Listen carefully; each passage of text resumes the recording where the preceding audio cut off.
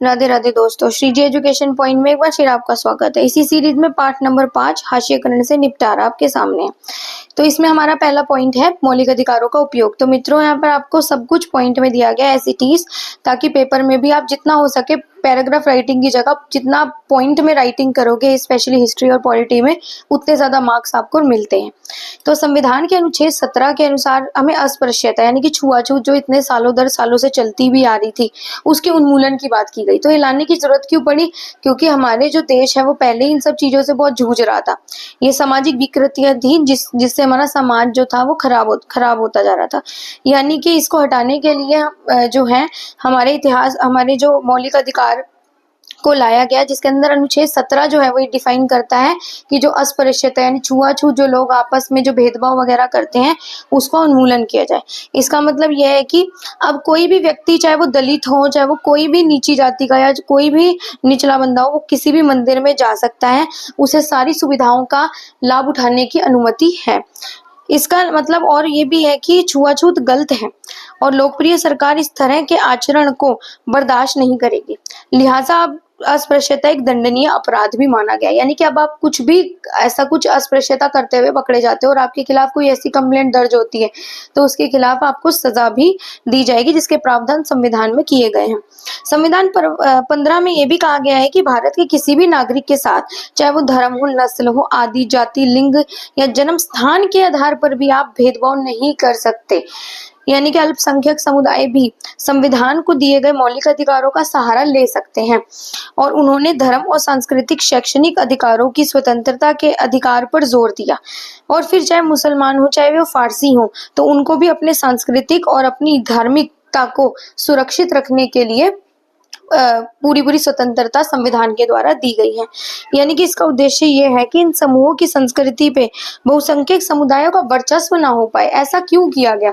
क्योंकि यहाँ पर जो बहुलवादी है वो हिंदू है, तो अल्पसंख्यक में मुसलमान, हमारे बुद्धिस्ट और जैनिज्म, ये बहुत सारी ऐसी कास्ट आ जाती है।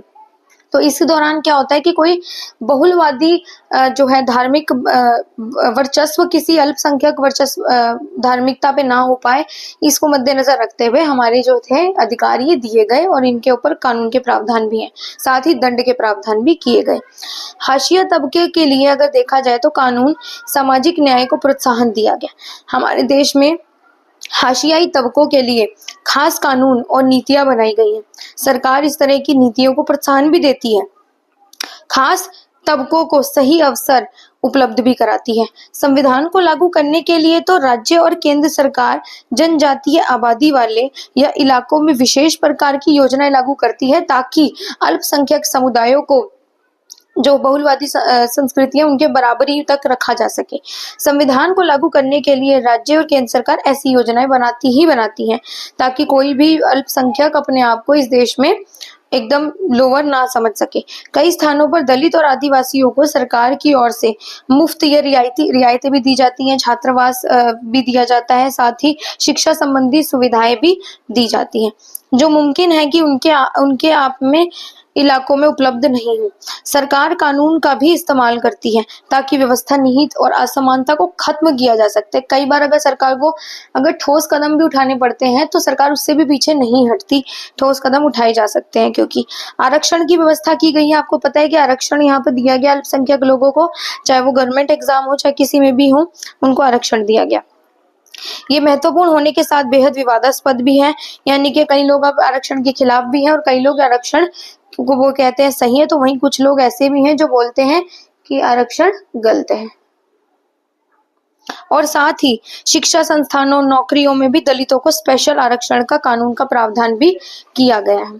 फिर वहीं देखा जाए तो समाज में जहां कुछ तबकों के सदियों तक पढ़ने लिखने और नई निपुणताएं हासिल करने के अवसरों के वंचित रखा गया है, तो ये ऐसा क्यों किया गया? तो वो बताया गया है कि ऐसा इसलिए किया गया, प्रावधान करने की जरूरत हमें इसलिए दी गई है क्योंकि हम देखते हुए आए हैं कितने सालों दर सालों किस प्रकार से इन अल्पसंख्यक तबकों के साथ ज्यादतियां हुई हैं। वहां लोकतांत्रिक सरकारों को इन तबकों की सहायता के लिए ठोस कदम उठाने चाहिए ताकि ये चीजें दोबारा भारतीय सभ्यता में अपनी जगह ना बना पाए। देश भर की सभी राज्य सरकारों के पास अनुसूचित जाति या दलित, अनुसूचित जनजातियों और पिछड़ी और अति पिछड़ी जातियों को अपनी इनकी सूचियां हैं।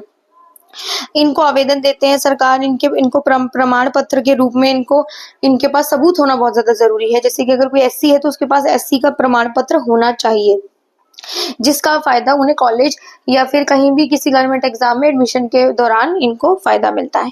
तो उसमें अगर देखें तो अनुसूचित जाति और अनुसूचित जनजाति अत्याचार निवारण के बारे में क्या बताया गया। तो यहाँ आप देख रहे हैं कि कानून 1989 में दलितों के लिए पारित किया गया। उस समय सरकार पर इस बात के लिए भारी दबाव पड़ रहा था कि वे दलित और आदिवासियों के साथ रोजमर्रा होने वाले ये जो दुर्व्यवहार और अपमानजनक जो ये चीजें इनके साथ हो रही हैं, इससे उनको छुटकारा दिलाया जाए। तो यहाँ से क्वेश्चन आने की संभावना ज्यादा हो जाती है।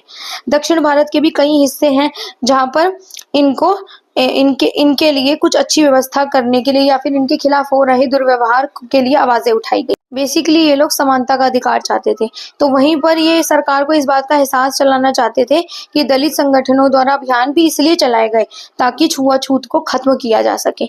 यानी कि उन्होंने इस बात पर दबाव बनाया कि कुछ नए कानून ऐसे बनाए जाएं जिससे कि हिंसा को रोका जा सके, इनके खिलाफ जो प्रताड़ना हो रही है उसको रोका जा सके और सजा के प्रावधान किए जाए ताकि कोई भी वर्चस्वकारी जो बंदा है वो इनके ऊपर किसी प्रकार का दबाव ना बना पाए। फिर उसी प्रकार जो देखा जाए तो 1970 में और 1980 में जब इनकी सारी ये कोशिशें असफल हो जाती हैं, तब ये लोग खुद ही स्वयं अपने आप को संगठित करते हैं और फिर खुद ही इन सब चीजों में आगे बढ़कर आंदोलन चलाते हैं और सरकार तक अपनी बातों को पहुंचाते हैं। तो वहीं अगर कानून के कई अपराधों के बीच फर्क देखें तो पहला यही है कि इससे शारीरिक रूप से खौफनाक और निंदनीय अपमान इसके अंदर शामिल किए गए। इसका मोटिव ये था इसके कानून बनाने का ताकि ज्यादा से ज्यादा लोगों को इस हिंसा करने से रोका जा सके। अनुसूचित जाति अनुसूचित जनजाति व्यक्ति को किसी अथवा और गंदे पदार्थ पीने या खाने के लिए विवश करते हैं तो फिर उसके खिलाफ इनको सजा दी जाएगी। तो वहीं अनुसूचित जाति और जनजाति के किसी व्यक्ति को यदि निवस्त्र किया जाता है या उनके चेहरे पर कुछ रंग लगाए जाते हैं या फिर उनके साथ कोई जघन्य अपराध किया जाता है तो उन्हें सजा दी जाएगी। तो वहीं दूसरे में हमारा आता है कि इसमें ऐसे कृत्यों की सूची दी गई है जिसमें दलितों और आदिवासियों को उनके साधारण संसाधनों से वंचित किया जाता है। यानी कि अगर आप उनको बेसिक जो रूल्स और रेगुलेशंस है या फिर बेसिक जो अधिकार हैं उससे भी अगर वंचित करते हुए पाए गए तो आपको उसकी दंड का भोग भोगना पड़ेगा। तो फलस्वरूप इस कानून में प्रावधान किया गया है कि अगर कोई भी व्यक्ति अनुसूचित जाति या अनुसूचित जनजाति के किसी व्यक्ति के नाम पर कुछ चीज को बांटता है या आवंटित करता है या उनके हक को मारने की कोशिश करता है तो भी उनको इसका वो मिलेगा। कब्जा करता है या उनकी चीजों को स्थानांतरित कर देता है तो उसकी भी सजा उसको मिलेगी। तो वहीं हाथ से मैला उठाने को कलंक बताया गया, यानी कि एक ऐसी ये है मैनुअल स्कैवेंजिंग, यानी कि 1993 में सरकार ने employment of manual scavengers and construction of dry latrines और इस पर प्रतिबंध लगा दिया। यानी कि कई लोगों की इसमें मौत होती हुई देखी गई। यानी कि जितने भी नीची जाति के लोग थे बेसिकली उन्हीं लोगों को टारगेट कर कर जो है हमारे जो गटर है उनको साफ करने के लिए उनको खुद उसके गटर के अंदर उतरना पड़ता था, जिससे कि वो उनकी कई बार जहरीली गैसें और इतनी जो गंदगी थी उसकी वजह से कई लोगों को की मृत्यु भी हुई और कई लोगों को बहुत सारी बीमारियों का सामना करना पड़ा। इसलिए सरकार ने 1993 में एक रूल पारित किया जिसके तहत मैनुअल स्कैवेंजिंग को प्रतिबंध करा गया। लेकिन क्या ये प्रतिबंधित है? नहीं, आज भी ये प्रैक्टिस चल रही है। तो ये कानून सिर पर मैला उठाने के काम पर रखने और शौचालय के निर्माण पर पाबंदी लगाता है। यानी कि 2003 में सफाई कर्मचारी आंदोलन तथा 13 अन्य संगठनों व व्यक्तियों जिसमें मैला ढोने वाले थे वे सर्वोच्च न्यायालय की एक जनहित याचिका उन्होंने दायर करी थी और जब जनहित याचिका दायर करी तभी न्यायालय ने केंद्र सरकार और राज्य सरकार को ये आदेश दिया था कि 6 महीने के भीतर भीतर इन सच्चाइयों का पता लगाया जाए। तो ऐसे पता चला कि इस तरीके की प्रैक्टिसेस हो रही हैं, तब उनको प्रतिबंध लगाने के लिए जो कानून की पेशी की गई थी वो 2013 में जाकर लागू हुआ। फिर परंपरागत वन अधिकार अगर देखें तो केंद्र सरकार ने हाल ही में, तो जहां पर भी यहाँ पर ये एडिंग होती है तो यहाँ से क्वेश्चन आने की संभावना ज्यादा हो जाती है, ने हाल ही में अनुसूचित जाति एवं अन्य परंपरागत वनवासी वन अधिकार मान्यता अधिनियम 2006 पारित किया। ये इंपॉर्टेंट कानून हो जाता है। इस कानून की प्रस्तावना में ये कहा गया है कि यह कानून जमीन और संसाधनों पर वन्य समुदायों के अधिकार को मान्यता न देने के कारण उनके साथ हुए ऐतिहासिक अन्याय को दूर करने के लिए पारित किया गया है। इन कानूनों में ये भी बताया गया है कि घर के आसपास जो भी उनकी जमीन, खेती और चराई की जमीन है, इस पर उनके अधिकार की जो है उसको लीगली मान्यता दी जाए। इस कानून में ये भी बताया गया कि वन और जैव विविधता संरक्षण में इन एज अ वनवासी, क्योंकि ये शुरू से अगर वहीं पे रहते हुए आए हैं और संभालते हैं, तो इनका अधिकार वहां पर बनता है। तो आदिवासियों की और 1989 में अधिनियम के तहत 1989 का अधिनियम एक और वजह से महत्वपूर्ण है। क्यों? अब ये भी इम्पोर्टेंट है, यहाँ से क्वेश्चन बहुत ज्यादा रेज होते हैं। 1989 में अनुसूचित जाति और अनुसूचित जनजाति अत्याचार निवारण अधिनियम पारित किया गया, जिसमें क्या बताया गया कि जमीन पर कब्जा अगर कोई करता है तो उनकी रक्षा हेतु ये कानून बनाया गया। ये अधिनियम अनुसूचित जाति और अनुसूचित जनजाति के लोगों के खिलाफ होने वाले अत्याचारों के खिलाफ भी लोगों को दंड देने का प्रावधान रखता है। और उन्होंने कहा कि वह कानून भी जनजातीय समुदाय को केवल वही लाभ मिलता है जिनका संविधान में आश्वासन दिया गया। संविधान की गरिमा को बनाए रखने के लिए ये कानूनों का निर्माण किया गया। आदिवासी कार्यकर्ता CK जानू का आरोप है कि आदिवासियों ने संवैधानिक कानून का उल्लंघन करने वालों में विभिन्न प्रदेशों की सरकार भी पीछे नहीं है। यानी कि अगर जो भी उल्लंघन कर रहा है, ये जो कानून बनाए जा रहे हैं फिर इसका ठीक से इम्प्लीमेंट नहीं हो रहा, तो उसमें कहीं ना कहीं दोष सरकार का भी रहा है। यही सरकारें हैं जो लकड़ी व्यापार, पेपर मिल और इन सब के नाम पर जो है आदिवासी घुसपैठियों की जनजाति जमीनों का दोहन करवाकर और उनको उजाड़ने में जुट जाती हैं।